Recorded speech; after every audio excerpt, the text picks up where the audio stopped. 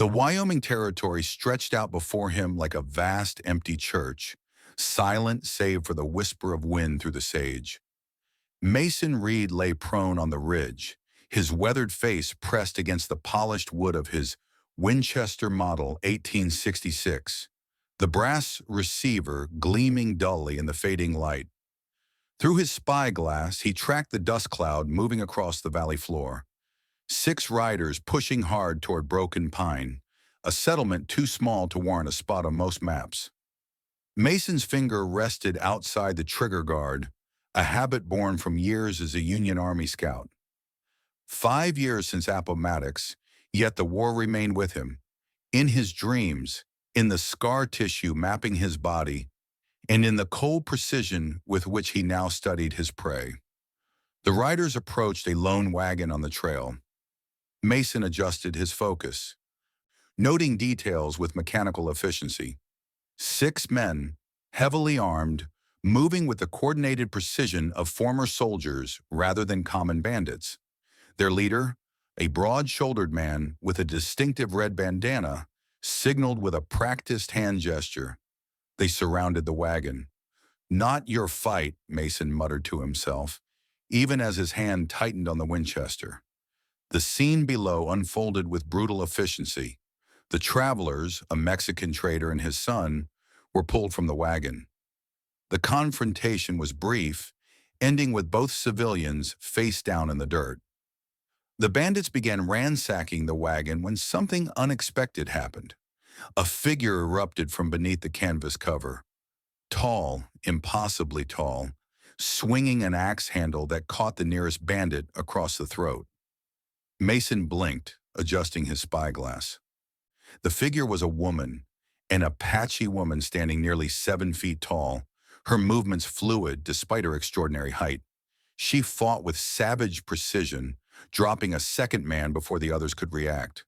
But numbers told. The remaining bandits subdued her, binding her wrists as their leader examined her like a prize specimen. Something cold and familiar awakened in Mason's chest. The calculation in the leader's eyes, the way he assessed the woman. Mason had seen that look before, in another time, in another war. Mason sighted his rifle. The distance was considerable, over 200 yards across shifting wind. He controlled his breathing, feeling his heartbeat slow as the world narrowed to the space between heartbeats. The first shot took the bandit leader through the shoulder, spinning him like a child's top. Before the echo faded, Mason worked the lever action and fired again. The second bandit dropped. Confusion erupted below as the remaining men scrambled for cover, unable to determine the direction of the attack. Mason fired systematically, the rifle's report rolling across the valley. 3 bandits fell before the survivors dragged the tall woman onto a horse and retreated at a gallop, abandoning their wounded. The entire exchange had taken less than 30 seconds. By the time Mason reached the scene, the Mexican trader and his son had fled. Only bodies remained, and a blood trail leading east. Mason knelt, examining spilled papers from the wagon. Among them, a wanted poster caught his eye. A crude drawing of an unusually tall Apache woman with text offering $500 for her capture. The signature at the bottom stopped Mason's breath. Colonel Harlan Blackwood. Mason's hand trembled slightly as memory flooded back. A burning village, screaming women, Blackwood's voice cutting through gunfire. No witnesses, no exceptions. Mason had refused the order, turned his rifle on his own men. Too late for most, but he'd saved some. The court-martial that followed had been brief. Only his reputation as a marksman had saved him from the firing squad. The blood trail wasn't difficult to follow. The woman had either escaped or been abandoned, making her way into the rocks before collapsing. Mason found her unconscious, bleeding from a bullet wound to her side. Up close, her height was even more remarkable. She was dressed in a mix of traditional Apache garments and American clothing, suggesting time spent among whites. Mason hesitated only briefly before lifting her onto his horse. His cabin was a half-day's ride north, a fortress disguised as a humble homestead, with firing positions concealed in the walls, escape tunnels dug beneath the floor, and caches of weapons, supplies buried throughout the property. 5 years of preparation for the day Blackwood's men would come for him. It appeared that day had arrived sooner than expected. Night had fallen by the time Mason carried the woman into his cabin. He worked methodically, cleaning and bandaging her wound by lamplight. The bullet had carved a furrow along her ribs. Painful but not fatal, her breathing was steady. Mason checked her bonds once more, then settled into a chair across the room, rifle across his lap, and waited. She woke suddenly, transitioning from unconsciousness to full alertness without a sound. Only her eyes moved, scanning the cabin before settling on Mason. "The ropes are unnecessary," she said in perfect English, her voice deeper than Mason expected, but unmistakably feminine. "If I wanted to kill you, I would have done it while you slept." Mason raised an eyebrow. "I don't sleep." "An impressive skill." Her eyes narrowed. "You shot with remarkable accuracy, military trained." "Union Army." Mason leaned forward slightly. "The men who had you, they work for Colonel Blackwood." Something flickered in her eyes, recognition and hatred. "You know Blackwood?" "We have history." Mason stood, moving to a shelf where he kept a bottle of whiskey. He poured 2 measures and approached, offering one to the woman. After a moment's consideration, he cut her bonds. "What's your name?" "Ayasha." She took the whiskey, studying Mason over the rim. "Daughter of Chief Grey Wolf, educated at the St. Mary's Mission School until Blackwood's men burned it." Mason's expression remained impassive, but his grip tightened on his glass. "Why does Blackwood want you?" "I am a curiosity." Ayasha's voice was flat. "He collects people like me, those born different, giants, dwarfs, twins. He keeps them like animals in cages, shows them to wealthy patrons from back east." Mason felt cold fury building inside him. "Where?" "A compound near Fort Laramie, heavily guarded." Ayasha's gaze was direct. "You cannot hope to attack it alone." "Wasn't planning to." Mason finished his whiskey in one swallow. "But Blackwood and I have unfinished business." Before Ayasha could respond, Mason's head snapped toward the window. His hand moved to the rifle in one fluid motion. "Get down," he whispered. Outside, the faint jingle of bridal hardware carried on the night air. Mason moved silently to a small spy hole drilled through the cabin wall. In the moonlight, he counted 4 riders approaching cautiously. "Found us sooner than I expected," Mason murmured. "Kitchen floor, 3rd board from the wall, trap door leads to a tunnel, comes out in the wash 50 yards east." Ayasha remained where she was. "I do not run." Mason glanced at her, reassessing. "Can you shoot?" "I prefer the bow, but yes, I can shoot." Mason nodded once, then retrieved a Colt Navy revolver from a hidden compartment beneath a floorboard. He checked the cylinder before handing it to her. "When I give the signal, aim for the man in the black hat. He's mine." The riders approached in a standard military formation, 2 in front, 2 covering the flanks. Disciplined, cautious, not common bandits. Mason moved to a small mechanism hidden beside the fireplace, a trigger connected to the first of many surprises he'd prepared for unwelcome visitors. He waited until the lead rider was directly over the buried pressure plate, then pulled the lever. The explosion was deafening in the quiet night. Horse and rider disappeared in a cloud of dirt and smoke. The remaining men reacted with military precision, dismounting and taking cover. Mason fired through the spy hole, the muzzle flash momentarily illuminating his face. One of the attackers jerked backward, clutching his chest. Return fire shattered the cabin's windows, sending splinters of wood flying. Beside him, Ayasha fired the Colt with surprising accuracy, forcing one of the attackers to scramble for better cover. The exchange of gunfire was brief but intense. When it ended, two attackers lay dead in the yard. The third was wounded, trying to crawl back to his horse. Mason emerged from the cabin, rifle raised. The wounded man looked up, recognition dawning on his face. "Reed," he gasped. "They said you might be out here." "Who's they?" Mason's voice was cold. "Blackwood has a standing order. Any scout who finds you gets a bonus." The man coughed, blood staining his beard. "He never forgot what you did." "Neither did I." Mason's finger tightened on the trigger. "Won't matter if you kill me," the man wheezed. "He knows about her now. The Apache giant. He's offering 500 to whoever brings her in. 1,000 if she's alive." Mason fired once, ending the conversation. When he turned, Ayasha stood in the doorway of the cabin, silhouetted against the lamplight, her extraordinary height emphasized by the low lintel. "We need to move," Mason said. "More will come." "Where?" Mason gazed eastward, toward the distant mountains. "I know a place, but first I need to teach you how to shoot properly." Dawn found them in a small box canyon 5 miles from the cabin. Mason had set up targets, bottles on a fallen log, at varying distances. He stood behind Ayasha, adjusting her grip on the Winchester. "Breathe in," he instructed. "Then halfway out, hold it. Squeeze, don't pull." Ayasha fired. The bottle shattered. "Again," Mason said, setting up another target. For 3 hours they worked. Mason was an exacting teacher, demanding precision that matched his own exacting standards. By midday, Ayesha could consistently hit targets at 100 yards, not Mason's equal, but formidable. As they cleaned the weapons, Mason outlined his plan.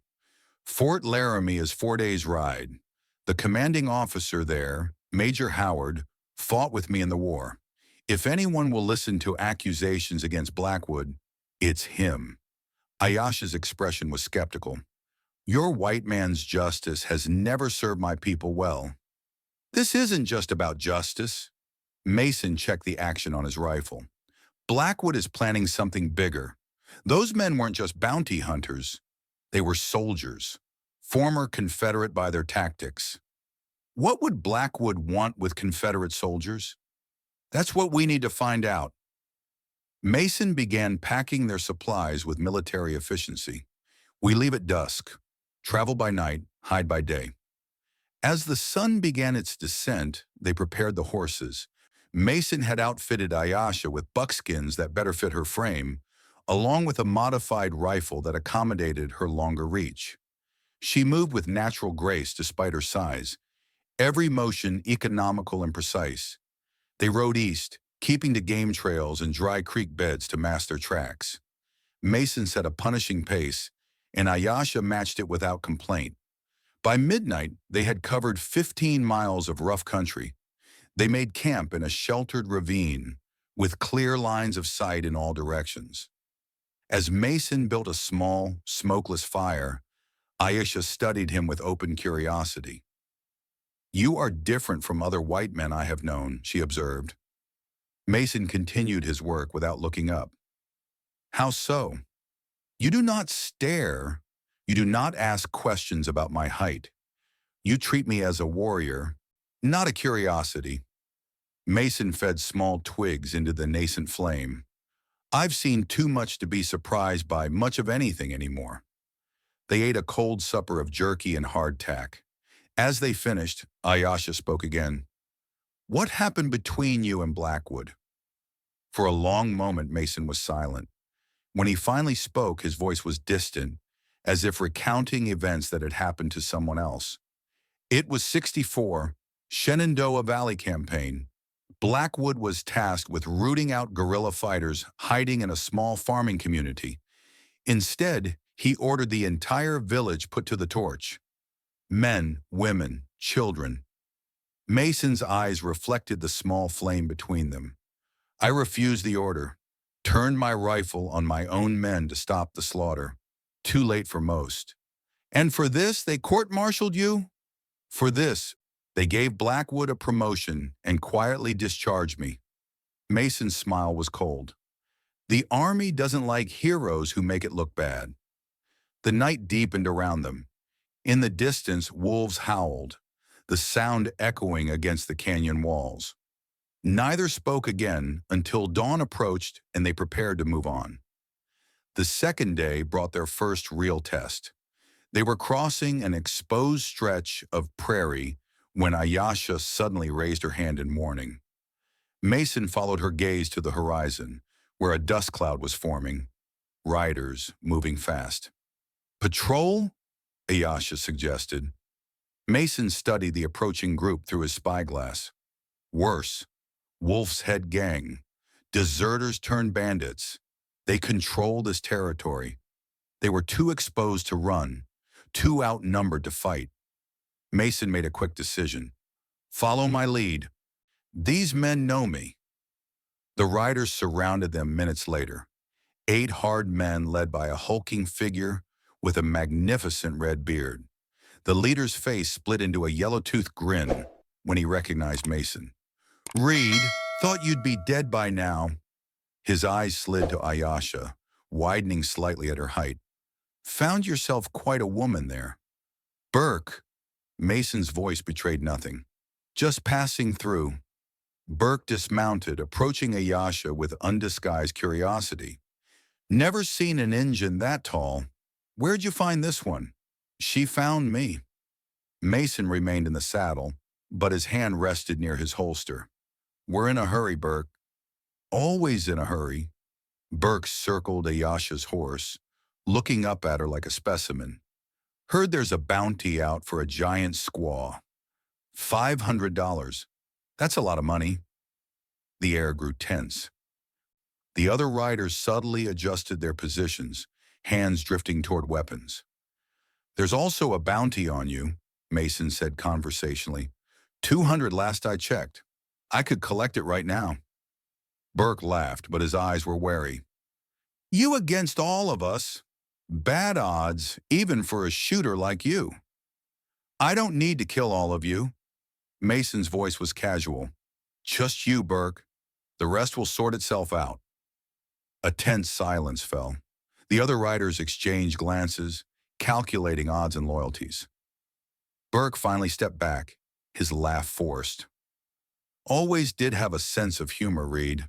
Tell you what, you and your friend can pass through. For old time's sake. Mason nodded once. Appreciate it. They rode on, maintaining a deliberate pace until they were beyond sight.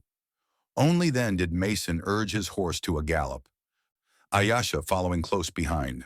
They rode hard for an hour before Mason finally slowed, looking back to ensure they weren't being followed. They will come, Ayasha said with certainty. The lure of the bounty is too great. Yes, Mason checked his weapons, but they'll wait until nightfall, which gives us time to prepare. They found defensible ground, a narrow pass between 2 rock formations.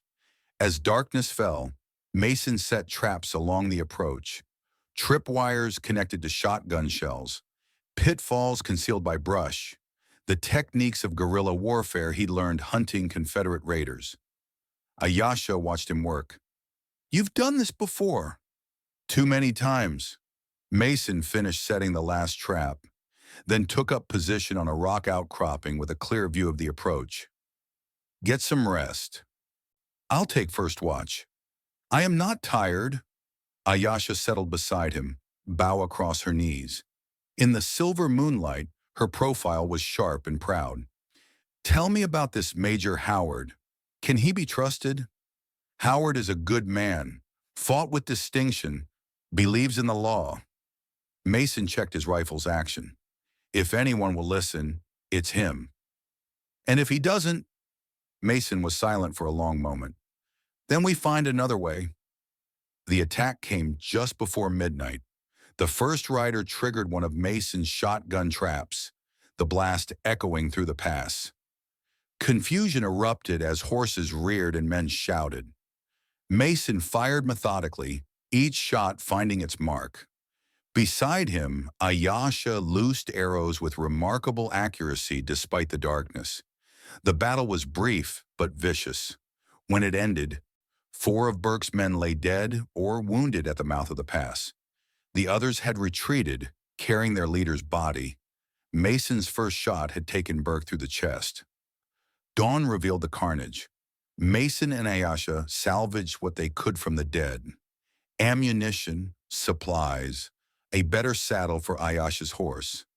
As they prepared to move out, a moan from one of the wounded men stopped them. Mason knelt beside the dying bandit. "Blackwood," he said, "what's his interest in the Apache?" The man coughed, blood speckling his lips. "Land, mining rights, gold in the Black Hills. What about his collection? The people he's holding? Demonstrations for investors." The man's eyes were glazing over. "East, Chicago, New York." Mason pressed, but the man had nothing more to give. When the end came, Mason closed the staring eyes and stood. "Blackwood is working with Eastern investors," he told Ayasha, "using his collection to entertain them while negotiating mining rights on Apache land." Ayasha's face hardened. "My father would never allow mining in our sacred hills." "Which means Blackwood needs your father out of the way." Mason checked his compass. "We need to get to Fort Laramie, now." They rode hard for 2 days, pushing themselves and their mounts to the limit. The landscape changed gradually, prairie giving way to foothills. They were a half-day's ride from Fort Laramie when disaster struck. A rifle shot cracked across the valley. Mason's horse screamed, collapsing beneath him. He rolled clear as more shots followed, finding cover behind a fallen tree. Ayasha dismounted in one fluid motion, diving for cover beside him. "Ambush," Mason grunted, checking himself for injuries. "Professional. They let us get close before springing the trap." Ayasha peered cautiously over their cover. "I count 4. High ground to the north." Mason nodded, already calculating angles and distances. "Keep their attention. I'm going to circle around." "Be careful," Ayasha said, then raised her rifle and fired several shots toward the ridge. Mason moved like a ghost, using the terrain for cover as he flanked the ambush position. Years of scouting had taught him how to move silently, how to become part of the landscape. 20 minutes of careful stalking brought him behind the shooters. 4 men in nondescript clothing, but with the unmistakable bearing of soldiers. Mason took the first with his knife, a silent kill. The second turned just in time to see the blade coming. The third managed to fire a wild shot before Mason's bullet found him. The fourth raised his hands in surrender. "Blackwood sent you," Mason said. Not a question. The man nodded, eyes wide with fear. "We were told to watch the approaches to the fort. Stop anyone matching your description." "How many more?" "Teams of 4 on all major trails, plus a dozen men at the fort itself. Blackwood arrived yesterday." Mason processed this. "What's happening at the fort?" "Meeting with the Apache chiefs. Peace treaty negotiations. But it's a trap. Blackwood plans to arrest the chiefs once they're inside the fort. Claims they're planning an uprising." Mason's blood ran cold. He looked toward the distant fort, already knowing they were too late to prevent what was coming. He turned back to the prisoner, decision made. "Tell Blackwood this. Mason Reed is coming for him, and this time I'll finish what I started in the Shenandoah." Fort Laramie rose from the Wyoming plains like a monument to America's westward ambition. Wooden palisades enclosing parade grounds, barracks, and administrative buildings. Once a trading post, now a military stronghold controlling passage through the northern territories. Mason and Ayasha observed from a ridge 2 miles distant, studying the fort through the spyglass as the sun began its descent. "The meeting is scheduled for sundown," Mason said. "Traditional time for Apache councils." Ayasha's face was grim. "My father will be there, and the chiefs of 3 other bands. They trust the peace process. Blackwood will use that trust against them." Mason collapsed the spyglass. We need help. Someone inside the fort. Who would risk themselves against a colonel of the United States Army? Mason's expression hardened. Someone who hates Blackwood as much as we do. They approached the fort from the east, using a supply wagon for cover. The Negro teamster driving the wagon had been suspicious until Mason mentioned a name, Jake Turner, former sergeant with the Buffalo Soldiers. The teamster's demeanor changed immediately. Jake's tending bar at the Silver Dollar, just inside the civilian quarter. The teamster glanced around nervously. But you didn't hear it from me. Mason slipped the man a gold coin. We were never here.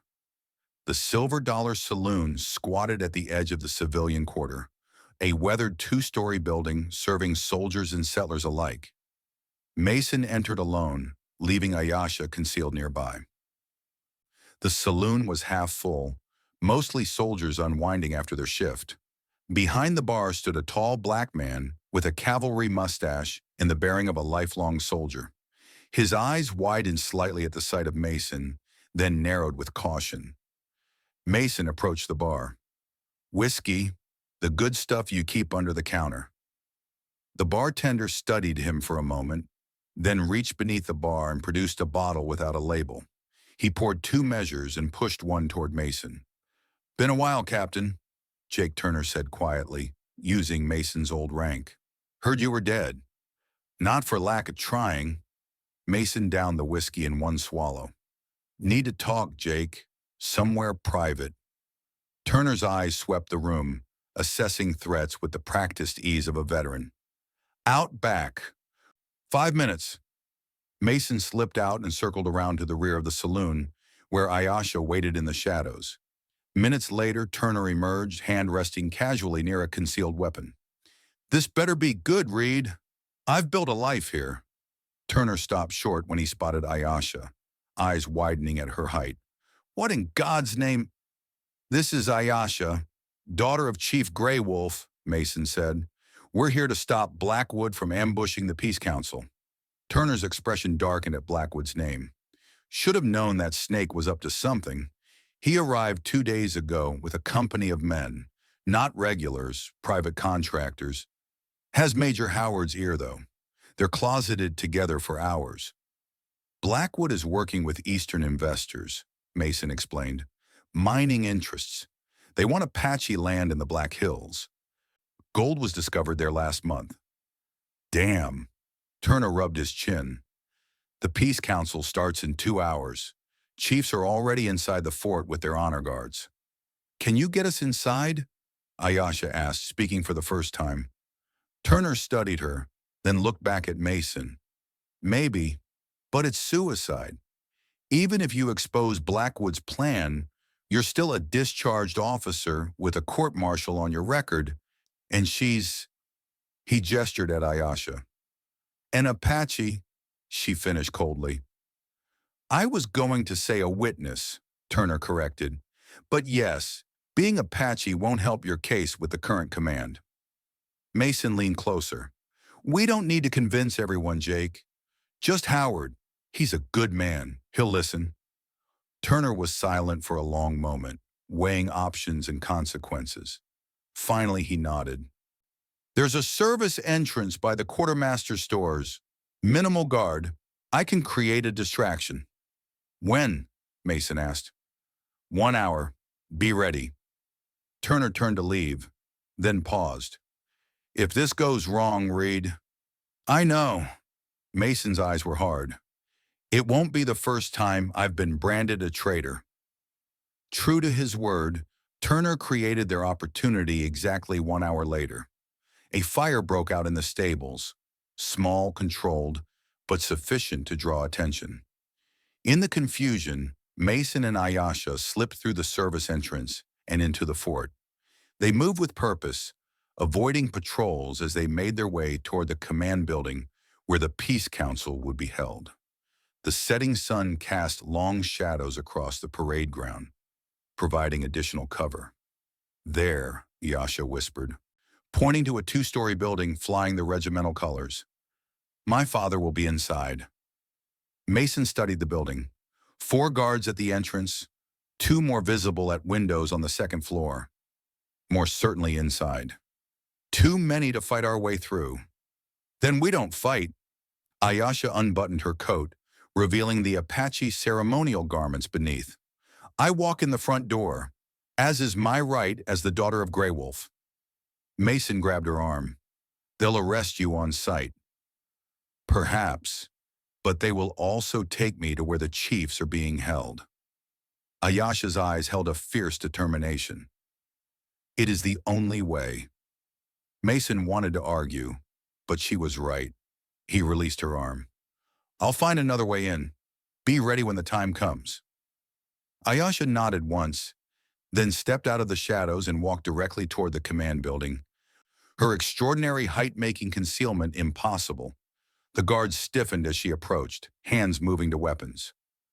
I am Ayasha, daughter of Chief Grey Wolf, she announced in a clear voice. I come to join my father in council. The guards exchanged uncertain glances. One disappeared inside the building, returning moments later with an officer, a captain wearing cavalry insignia. Miss, you'll need to come with me, the captain said, his tone professionally neutral. Your father will want to see you. Ayasha allowed herself to be escorted inside.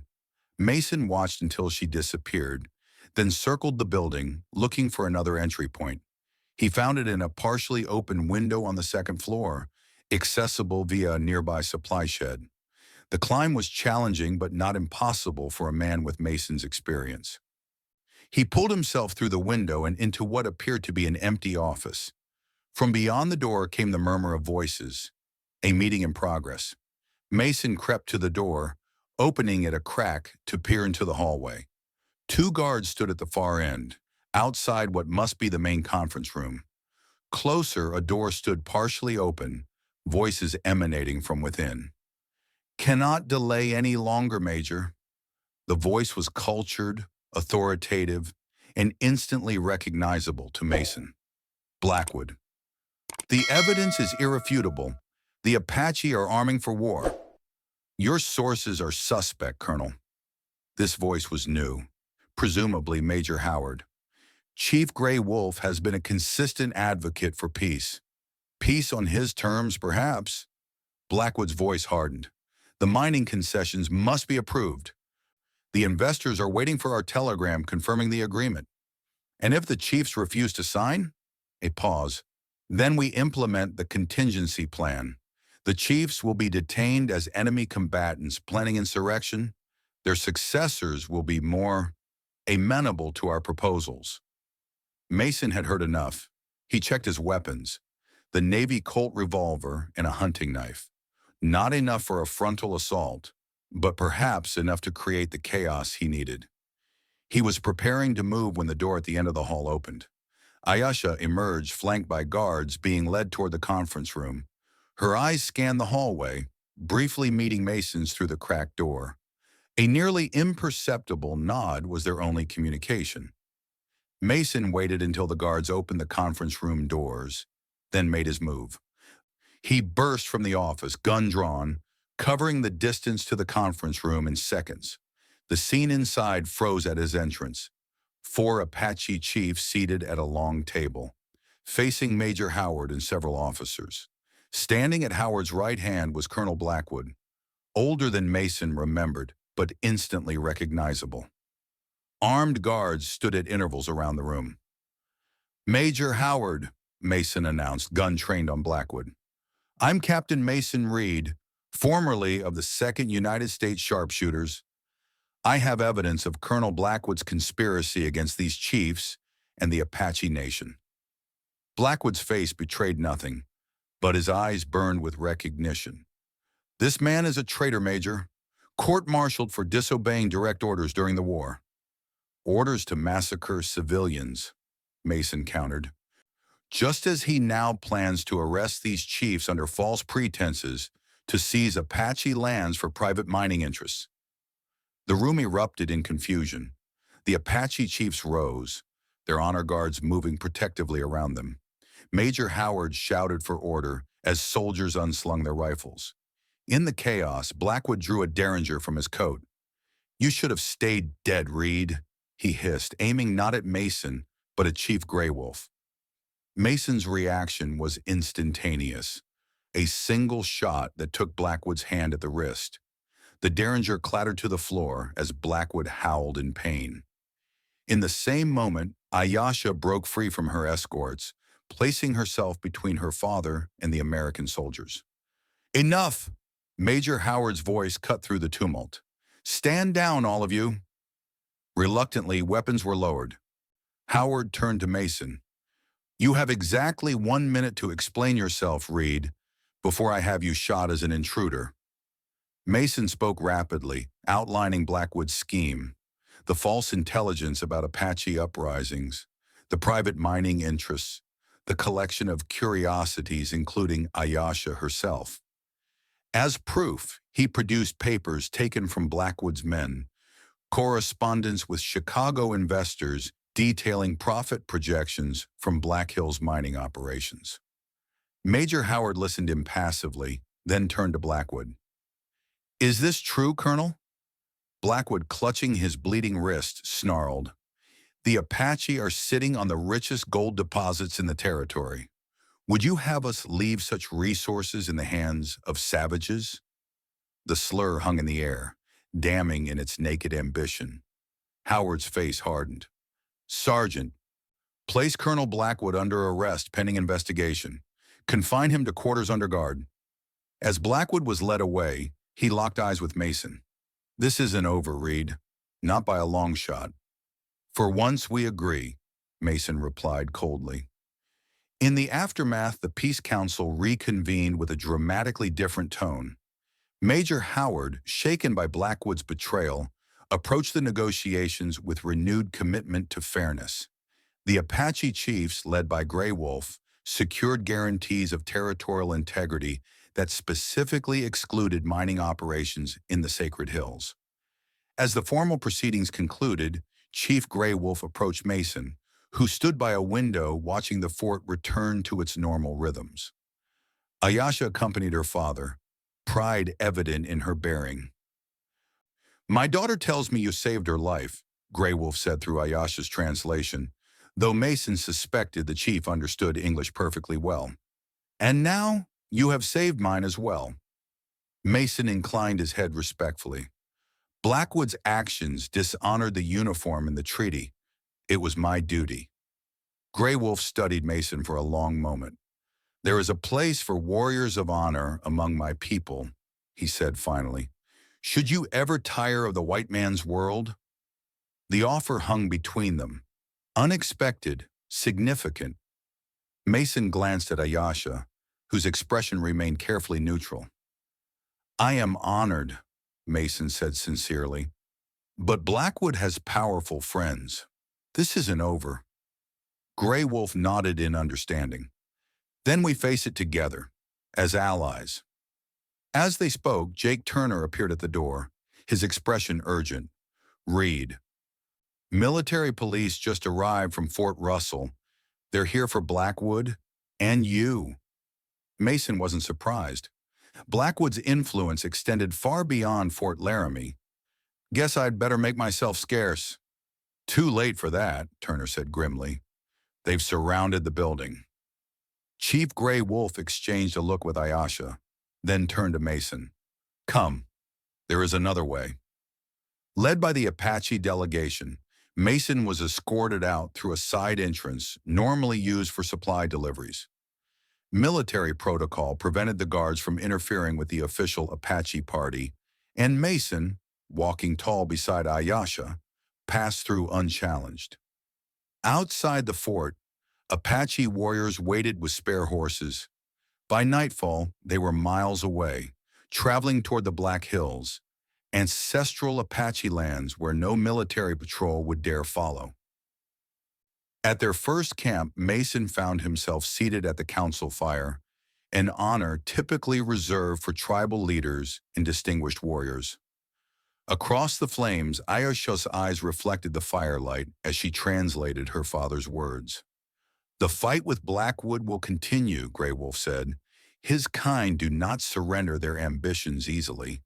We will need warriors who understand the white man's ways. Mason nodded, understanding the unspoken offer. Not romance, but alliance. Not love, but respect. In the firelight, he saw Ayasha not as a curiosity or potential partner, but as she truly was, a warrior, a leader, an equal. "I'll stay," Mason said simply, "for as long as I'm needed." Grey Wolf nodded in approval, then raised his voice to address the gathered warriors. "Today, we have gained a new ally, a man who sees with clear eyes and shoots with a straight arrow. He will teach us the ways of our enemies, and we will teach him the ways of our people." As the celebration began around them, Mason caught Ayasha's eye across the fire. No words were needed. They were bound now by something stronger than romance or obligation, a shared purpose, a common enemy, and the determination to protect a way of life that deserved to survive in a rapidly changing world. In the distance, wolves howled, sentinels announcing the night. Mason listened, feeling for the first time since the war that he had found his place, not as a solitary survivor, but as part of something larger than himself, a cause worth fighting for, a people worth defending. The shadow of vengeance had led him here, but something else would keep him: honor, purpose, and the promise of justice long denied.